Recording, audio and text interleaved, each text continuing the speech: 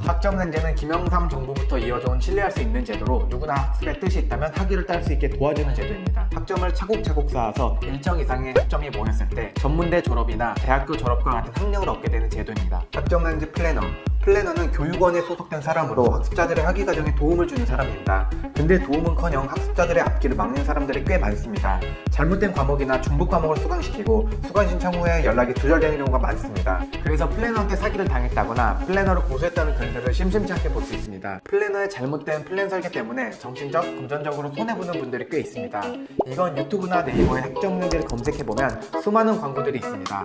검색해보면 정확한 정보는 알 수 없고 똑같은 내용을 복붙 도배하면서 상담을 요구하는데 땡땡쌤, 땡땡 멘토 이 사람들이 학점능제 플래너입니다. 보통은 10명 중에 8명은 사기꾼입니다. 첫 상담 시에는 답변이 굉장히 빨리 오는데 수강 신청 전이라서 그렇습니다. 처음에는 간이고 쓸개도 줄 것처럼 잘해주지만 수강 신청이 끝난 이후에는 연락이 급격하게 느려집니다. 뭐 하나 물어보고 답변을 받으려면 하루 종일 걸립니다. 오래 기다려서 답변이 왔는데도 애들러 말하는 경우가 태반입니다. 이런 사람들한테 신청을 하게 되면 비용과 시간만 날리는 꼴입니다. 플래너 중에 경력도 오래되고 학점능제를 직접 해본 사람들도 있는데 직접 해봤기 때문에 더 잘 알려줄 수밖에 없습니다. 당연히 플래너마다 역량이 다르기에 학습자 본인에게 더 도움을 줄 수 있는 사람을 찾아야 되고 책임감이 있는 사람을 찾아야 합니다.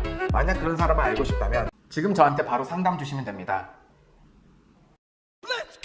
현실 후기. 간혹가다 학점능제 학위증이 대단한 스펙이라고 생각하시는 분들 계신데 돈과 시간만 있다면 딸 수 있습니다. 이렇게 따기 쉬운 학위증조차 무능하고 책임감 없는 플래너의 잘못된 설계로 못 따는 분들이 계셔서 참 안타깝습니다. 학점능제로 학위를 취득하게 되면 졸업장이 아니라 일반 학위증으로 나오게 되는데 단지 종이 쪼가리 한 장이며 그냥 2년제, 4년제 졸업장과 동등한 효력을 발휘해서 지원 자격만 갖출 수 있는 정도라고 생각하면 됩니다. 이걸 하나의 스펙이라고 생각하는 순진한 분들이 계신데 현실은 그렇게 만만하지 않습니다. 학점능제로 편입을 한 이후 학점능제 꼬리표가 붙어서 취업에 불이익이 있다고 하는데 개소리입니다.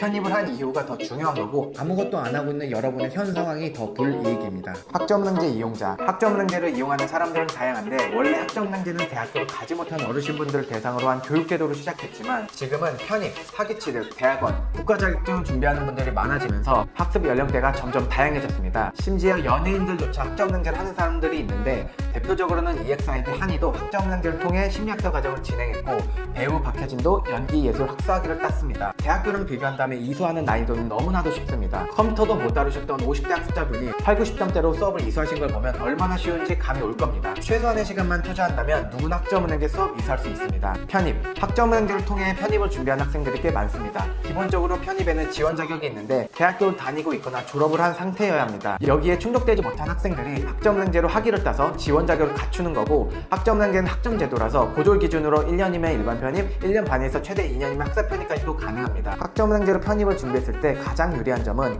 편입시험을 공부할 시간이 많이 확보된다는 겁니다. 학점은행제로 준비하면 편입시험에서 불이익이 있거나 비동일 계열이라 불이익 받지 않냐고 물어본 사람들이 있는데 팩트를 말씀드리겠습니다. 그건 여러분의 편입시험 점수가 낮아서 그렇습니다. 저와 같이 준비했던 학생들은 원하는 학교에 갔고 심지어 인서울 상위권 학교 8관왕을 했던 학생도 있었습니다. 다시 한번 말씀드리겠습니다. 학점은행제는 아무 잘못 없고 여러분의 성적이 잘못됐습니다. 대학원. 기본적으로 대학원은 4년제 졸업한 사람들이 갈 수 있고 본인의 최종 학력이 4년제 졸이 아니라면 대학원 역시 학점은행제를 통해서 가능합니다. 학점은행제를 이용하면 1년 반 만에 4년제 졸업장을 딸 수 있습니다. 그러면 4년이 아닌 1년 반 만에 대학원 준비 과정이 마무리가 됩니다. 학위취득. 직장인 분들 중에 최종 학력이 고졸이거나 전문대 졸업이라서 진급이나 연봉 협상에서 손해를 보고 있는 분들이 계십니다. 대학교를 다시 가자니 수능 공부를 해야 되고 막막하실 겁니다. 간다고 해도 2년, 4년 동안 학교에 가야 되는데 직장인은 현실적으로 불가능하죠. 그런 분들을 위해 최적화된 게 학점은행제입니다. 고졸 기준으로 2년제 졸업장은 8개월, 4년제 졸업장은 1년 반이면 딸 수 있습니다. 2교대, 3교대 하는 사람들도 충분히 학점은행제와 직장생활이 병행이 가능합니다. 이건 플랜을 어떻게 설계하느냐에 따라 기간이 단축될 수도 있고 늘어날 수도 있습니다. 국가자격증.